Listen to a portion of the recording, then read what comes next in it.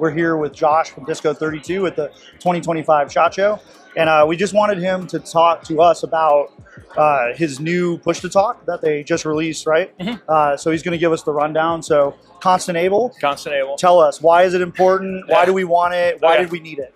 Yeah, so there's a lot of interoperability issues with headsets and push-to-talks, and a lot of it's very confusing. Things look like they should plug in, they don't plug in. There's impedance issues, wiring differences, and we wanted to make an easy button. Sure. So it's frustrating for guys when they get into this.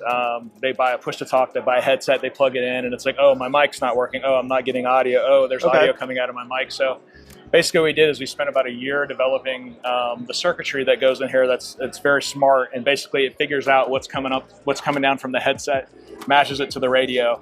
It does it completely passively to the user. You wouldn't even know it's happening. So within a split second, it's going to know when you plug it in, hey, this is a NATO wired dynamic microphone, and this is how I'm going to handle that signal. And it just processes it, and it works. So you can go right from a Peltor wired to a NATO wired, a dynamic microphone, an electric microphone, or any combination thereof, with other microphones too, like bone conduction, a few other things.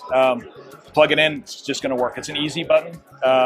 We designed it for the shooter from the beginning, so we did things like hot mic protection, make sure so when you're like transitioning and stuff, like you're not going to have a lot of issues. So that, it's like recessed in there. a big problem so is can't, like rest so a weapon on it. Yeah, weapon slings are like the biggest thing for hot micing. Yeah, and this protects that from that. It's recessed a little bit of a click, so like when you have gloves on, you can feel that you're transmitting.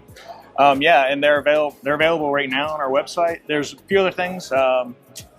You can modify left-hand, right-hand shooter. So these two screws come right out. Those are tunnels. Doesn't affect the IP rating. And you can flip it. So you can go inboard, outboard, left shoulder, right shoulder. Or if you want to, you can just pop these out, like run nylon through there and attach it directly to like a point of contact to the carrier directly, or to some other enabler that you have there. So we really from the ground up was really looking at, a lot of issues that SRTs are running in all over the country. So they have all this different stuff in their combo cages, and they just want to accomplish their mission, and it's so effing confusing for these dudes and frustrating. And we just wanted to make something that everything would just work. As soon as you plug it in, it just works. And some other filtering in there too for new public safety networks, like new waveforms, interference, hopping on transistors. It was all baked in from the ground up. Yeah, sure. And so it's kind of future-proof with the new, even the smaller mini GCIA connectors from Motorola. A lot of departments are switching to compatible with that as well.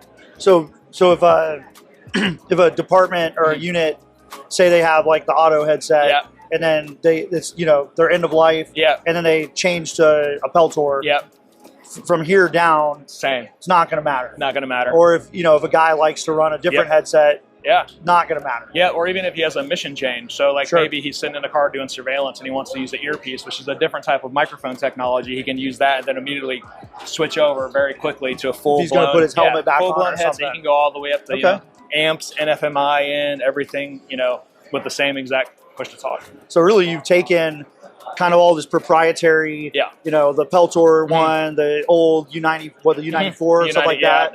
And then you just made it into one product that can intelligently do it. And you don't have to, the end user just plugs his headset in. He's probably never even going to notice all the awesome work you guys put into it. Yeah, we don't want which is the goal. It's the goal. We want the mission to be the priority. We don't want any of our stuff to be a distractor from the mission. So our ultimate goal is to help whoever accomplish whatever mission they're accomplishing.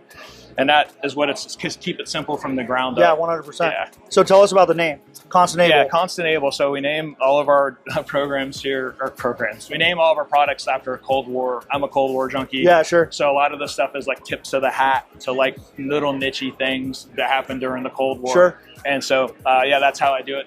I own the place. What is Constant Able then? What was the operation? What was the...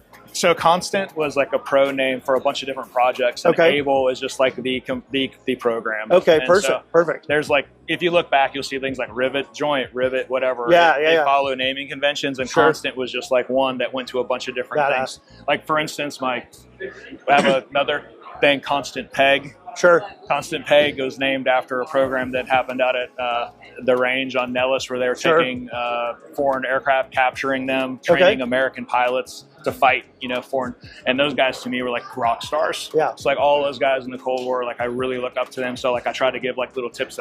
For sure. I love it. I love the name. I also like kind of that constant to me, it's like there's a Cold War, but it's constant able. Like it's just going to work with everything. It's just going to work. Yeah. That's really cool. Well, I appreciate you giving us the rundown on it. I appreciate it. Obviously, if you're getting a PTT, I think this is probably the answer. Yeah. You're just not going to have any issues with your headset. Yeah, and you can feel good about it. We're putting together right in North Carolina. Sure. You know, you're not having to worry about getting, you know, American company. We're building these in-house. And so we're really proud of it. Yeah. And we really just want to help guys, you know, accomplish their mission. So. And if you don't know this, we're about 100 feet from each other in North Carolina, so I have verified it is made in the United States.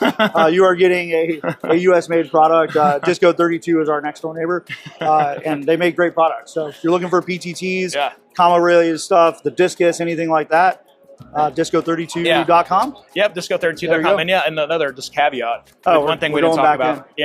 So there's another kind of novel process we have. So a lot of guys getting into the industry, you know, they get, what do they start off with? The FANG. That's the gateway drug. And we like that. We want guys to communicate because teamwork is enabled by communication. So teamwork makes the dream work.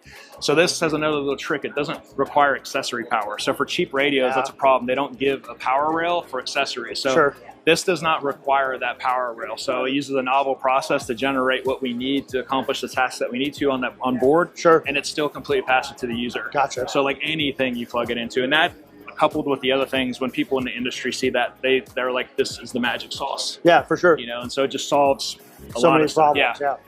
This is the push to talk that I would pick for myself, for sure. Awesome. Well, I appreciate it, Josh. Appreciate you.